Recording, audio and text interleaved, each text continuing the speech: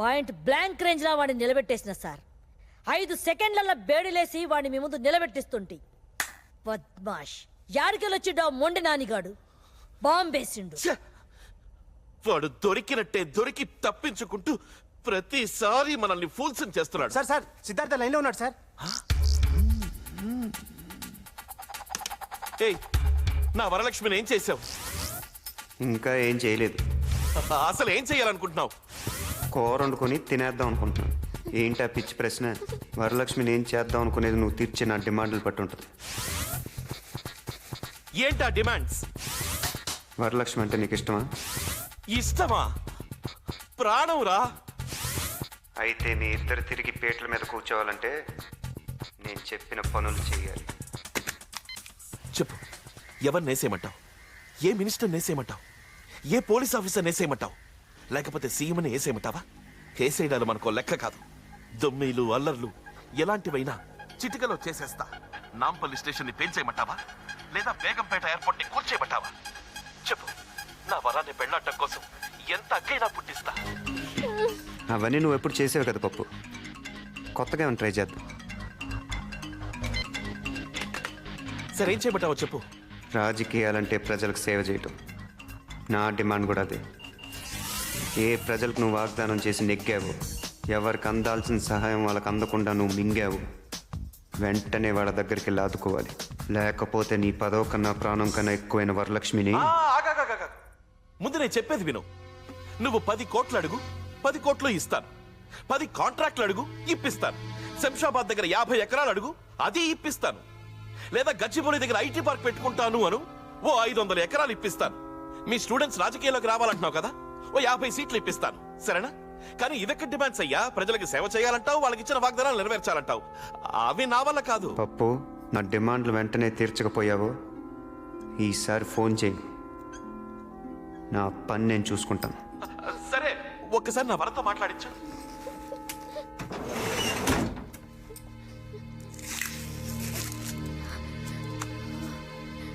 పప్పు, ఎలా ఉన్నావు పప్పు? వరం, పప్పు, ఏదో ప్రాణాలతో ఉన్నానంతే. బాధపడక పప్పు. ఇంతకీ నువ్వెలా ఉన్నావు వరం? ఈ రాక్షసుడు నన్నేం చేస్తాడు అని క్షణ క్షణం భయంతో చచ్చిపోతున్నాను పప్పు. పవిత్రమైన మన ప్రేమనే నమ్ముకు బ్రతుకుతున్నాను. నువ్వేం భయపడకు, నేను ఎలాగైనా విడిపిస్తాను. వరం వరం వరం వరం, ఈ కాసేపు మాట్లాడండి భయ్యా. ఇంకా మాటలు చాలే గాని వెంటనే నేను చెప్పిన పని చెప్పు.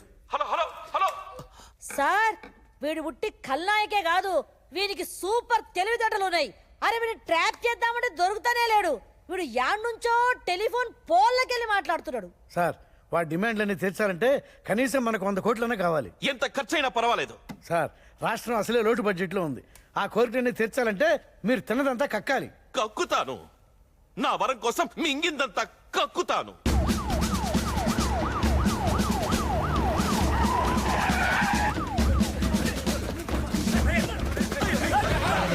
ఇంకా కలిసి వెళ్ళి కోరంబోకు ల్యాండింగ్ చేసింది. హఠాత్తుగా గుర్తొచ్చిన ఈ ప్రజాసేవల గురించి ఆశ్చర్యపోతున్న ప్రజానికానికి మీ ఉద్దేశం ఏంటో వివరిస్తారా? ఇందులో ఆశ్చర్యం ఏముంది? నన్ను మానసికంగా దెబ్బతీయాలని ఆ సిద్ధార్థ ప్రయత్నిస్తున్నాడు. ఈ ప్రజల కోసం నా వ్యక్తిగత జీవితాన్ని ఏనాడో త్యాగం చేశాను. ప్రజా సంక్షేమమే నా జీవితం.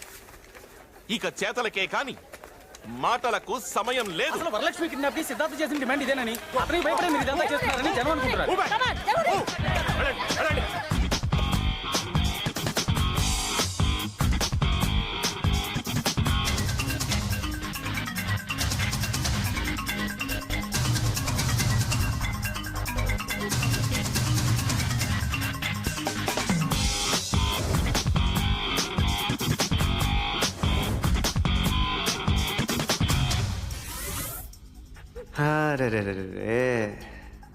పప్పు గడు షాజహాన్ మించిపోయాడు.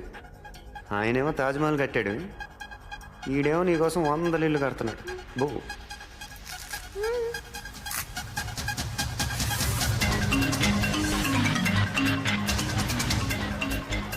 ఇలా విగ్రహాల్లో నిలబడకుండా మీరు కూడా పొండే తలా వచ్చాయి వెయ్యండ్రా. కూలి ఖర్చులన్నా మిగులుతాయి.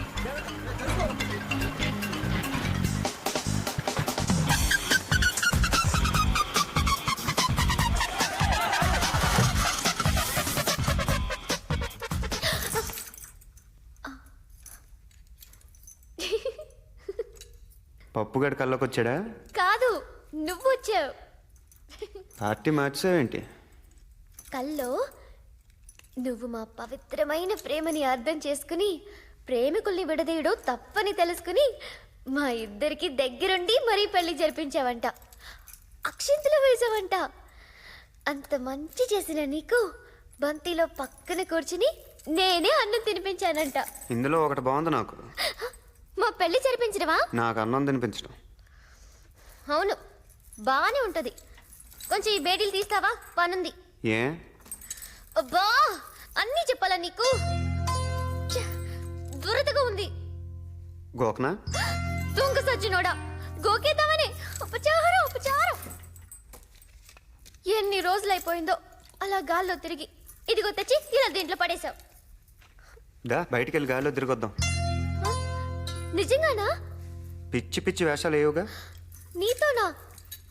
ఏకంగా దుకాణం పోలీస్ స్టేషన్లోనే పెట్టినోడివి. నీతో గేమ్స్ ఏంటి చెప్పు?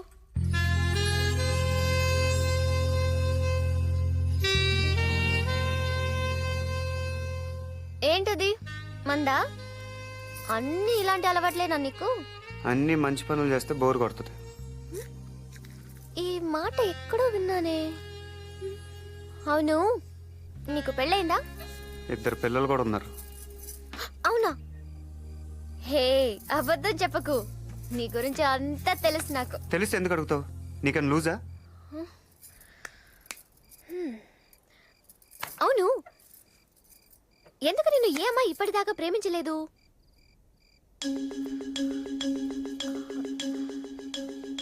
అంతా ఓకే కదా? ఏజ్ బార్ అయిపోద్దని. పప్పుగాడు ఏజ్ ఏంటి? అది చెప్పకూడదు. అంతేజా? ఏపా, ఎర్రగా బుర్రగా బానే ఉంటావు. పప్పు అంత కాదు. అయినా ఇప్పటమ్మాయిలు ఊరికి పడిపోరు. నువ్వు కొంచెం మారాలి. ఏం మారాలి? ఇదే ఇదే ఈ కోపమే కొంచెం తగ్గించుకోవాలి. అమ్మాయిలంటే కనికరం చూపించాలి. ఈ కిడ్నాప్లు ఫైటింగ్లు మనుకుని ప్రేమించడం నేర్చుకోవాలి. ఫర్ సపోజ్ నాలాంటి అందమైన అమ్మాయిల్ని అమాంత ఎత్తుకొచ్చేయకూడదు. ముందుగా వాళ్ళ మనసుల్ని దోచేయాలి. ఆ తర్వాత చూడు, అమ్మాయిలే నీతో లేచొచ్చేస్తారు. మనసుల్ని దోచేయాలి? అదెలా? ఇప్పుడు నచ్చావు నాకు. మనసంటే నీలా అదో జడ పదార్థం కాదు, పాదరసంలా సున్నితంగా కరిగిపోయేది. అలా అని దాన్ని మీ మగాళ్ళంత తేలిగా కరిగించలేరు. దానికి చాలా చాలా ఇది కావాలి. ఇదంటే? అదే అది నోటితో చెప్పేది కాదు, చెప్పలేం కూడా. ఒకటి మాత్రం చెప్పగలం, అది ఎప్పుడు ఎలా ఎందుకు పుడుతుందో మాత్రం చెప్పలేం. బాగా కన్ఫ్యూజన్గా ఉంది, కొంచెం క్లియర్గా చెప్పు. అదే కదా చెప్పలేమంటోంది. పేకల దాకే అనుకున్నాను, మొత్తం మునిగిపోయావు. ప్రేమ, దోమ, వంకాయ ఏమీ లేవు. కొంచెం బయటకు వచ్చి చూడు, లోకం ఏంటో తెలుస్తుంది.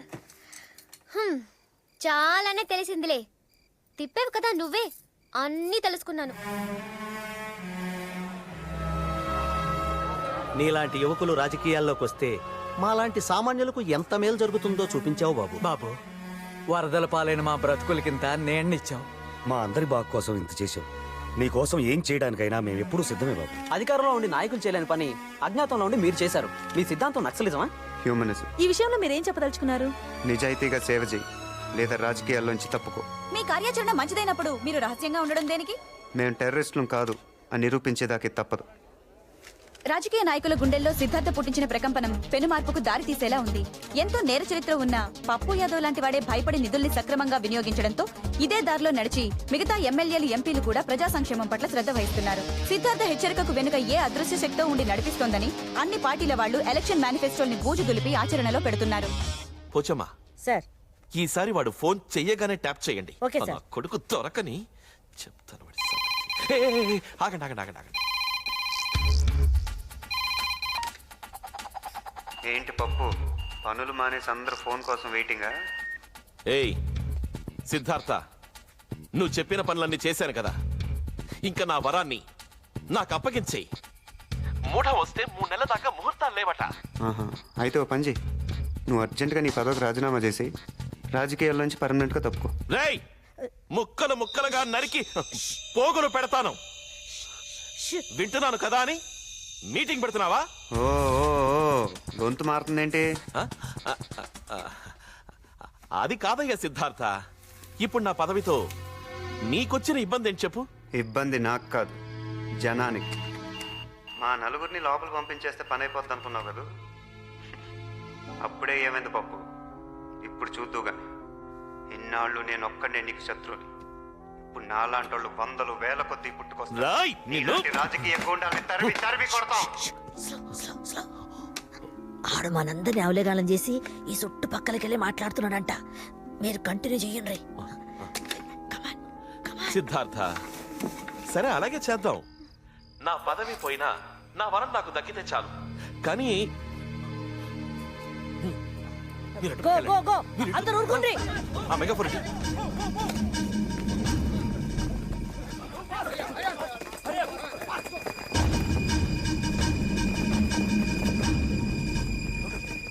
రేయ్ సిద్ధార్థ, లొంగిపో.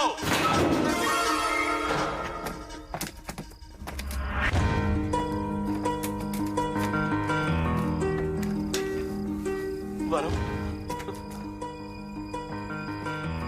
సార్ ఇక్కడ చూడండి. వీడు ఏకంగా పోలీస్ హెడ్ క్వార్టర్స్ కి బొక్క పెట్టాడు. ఇంతకంటే అవమానం ఉందా?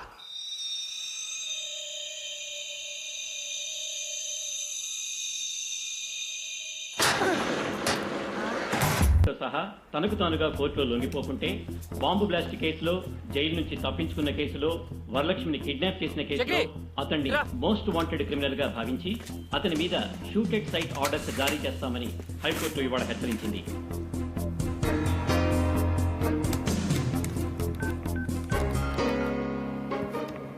చెప్పరా. 48 గంటల లోపల లొంగిపోతే కనిపిస్తే కాల్చేయమని హైకోర్టు ఆర్డర్స్ పాస్ చేసింది. ఆ బాంబ్ బ్లాస్ట్ గురించి వివరాలు తెలుసుకున్నారా? నానిగాని అడ్డం పెట్టుకున్న పప్పు యాదవ్ గాడి మనల్ని ఈ కేసు ఇరికించాడు. ఆ టైంలో వాడు వేరే కేసు మీద జైల్లో ఉన్నట్టు ఆధారాలు చూపించాడని రిమాండ్లో ఉన్న మన ఫ్రెండ్స్ చెప్పారు. రే, ఆ మొండి నానిగాడు నేను చంపడానికే బయటకు వచ్చానంట్రా. నువ్వు జాగ్రత్త. ఆడి సంగతి నేను చూసుకుంటా గానీ మనాలందరిని అలర్ట్ చెయ్యి. సరే. కోర్టు నాకు 48 గంటలు గడువు ఇచ్చింది. నేను నీకు 24 గంటలు గడువు ఇస్తున్నాను. మర్యాదగా నువ్వు చేసిన నేరం కోర్టులో ఒప్పుకోవాలి. నేరమా? నేను చేశానా? ఛా, నువ్వు చేసిన నేరాలు ఏదో పెద్ద లెక్క కాదనుకో. టెర్రరిస్టులుగా మా మీద మోపిన నేరాన్ని నువ్వు మర్యాదగా కోర్టులో ఒప్పుకోవాలి. నేనే మిమ్మల్ని ఇరికించానని చెప్పడానికి సాక్ష్యం ఏముందిరా? ఆ ఒంటి చేతి మొండి నానిగాడు నీ పక్కనే ఉండుంటాడే, వాడే సాక్ష్యం. రేయ్, రే మొండి, మర్యాదగా నిజం ఒప్పుకో. లేకపోతే ఒకసారి చెయ్యి పోగొట్టుకున్నావు, ఈసారి అన్ని సామాన్లు పోగొట్టుకుంటావు. రే పప్పు, వరలక్ష్మి ఒట్టిగా నా దగ్గరకు వచ్చింది, కానీ నీ దగ్గరకు మాత్రం ఒట్టిగా రాదు. 10 మందికి మంచి చేయటం కోసం నీలాంటోడికి చెడు చేయటానికి కూడా వెనకాడు.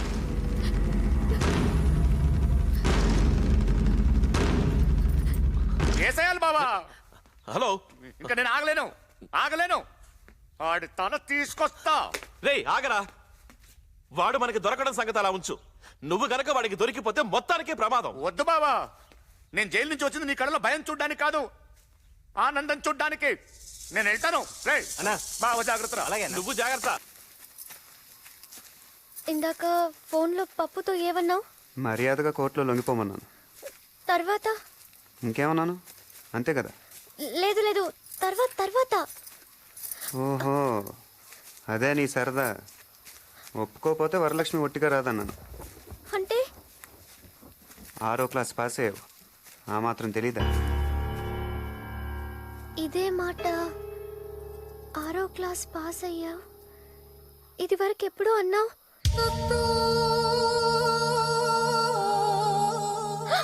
అంటే ఈసారి నిజంగా అన్నంత పని చేస్తావా? నిజంగా అంటే అబద్ధంగా ఏమైనా చేశానా? లేదు లేదు, ఏం చేయలేదు. నువ్వు మరీ అంత చెడ్డోడివి కాదు కదా. మరీ అంత మంచోడిని కూడా కాదు. అంటే అంటే 10 మంది మంచి కోసం మంచోడిని కాదనిపించుకోవటానికి కూడా వెనకాను. కొంచెం కన్ఫ్యూషన్గా ఉంది, అర్థమయ్యేలా చెప్తావా?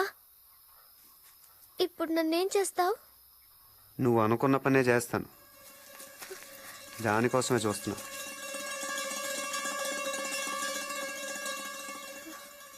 పప్పు దగ్గరికి వెళ్తావా? నిన్నే అడిగేది, పప్పు దగ్గరికి వెళ్తావా?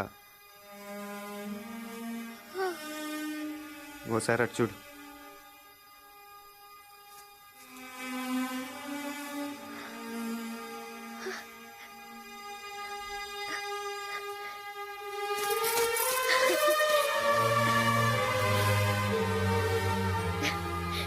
నాకు ముందు నుంచి అనుమానంగానే ఉంది నువ్వు మంచోడివేనని. నన్ను కూడా ఏం చేయకుండానే వదిలేస్తున్నావు. ఆయనతో చెప్పి నిన్నేం అనొద్దంటానులే. మరైతే వెళ్ళిరానా?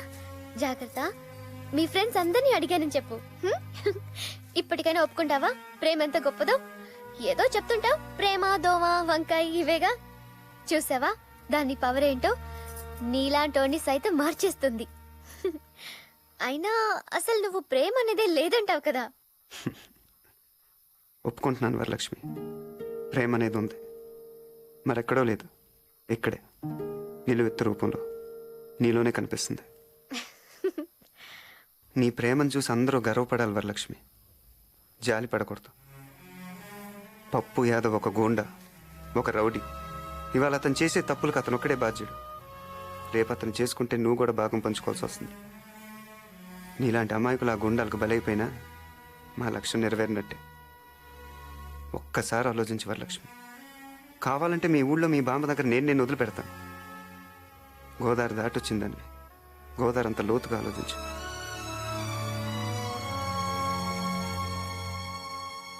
వరం వచ్చాయి, నువ్వు ఇటు వచ్చాయి వరం. ఈ రోజుతో వీడికి మూడింది. రేయ్, నా వరాన్ని అడ్డం పెట్టుకుని ఇన్నాళ్ళు నన్ను ఆడించావు. లేకపోతే ఎందరినో చిటికలో లేపేసిన వాడిని. నువ్వు నాకు లెక్క కాదు. వరం, నీకేం భయం లేదు, వచ్చేయ్. ఈ రోజు వీడి రక్తంతో నీ కాళ్లకు పారాణి రాస్తాను. వచ్చేయ్. రే రండ్రా, ఎక్కడ చచ్చారు? ఈ రోజు గుమ్మ ముందే పాతి పెట్టాలి. వచ్చేయ్ వరం, వచ్చేయ్.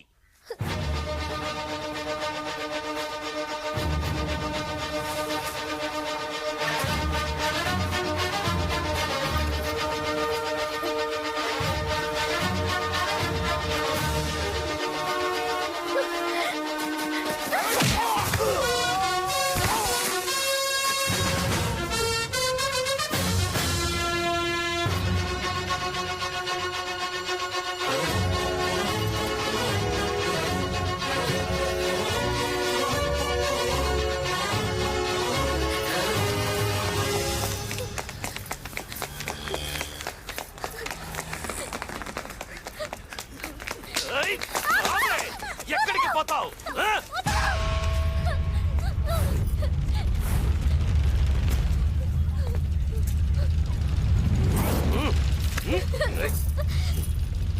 రేయ్, దీని కళ్ళ ముందే ఇడి ప్రాణాలు తీయండిరా.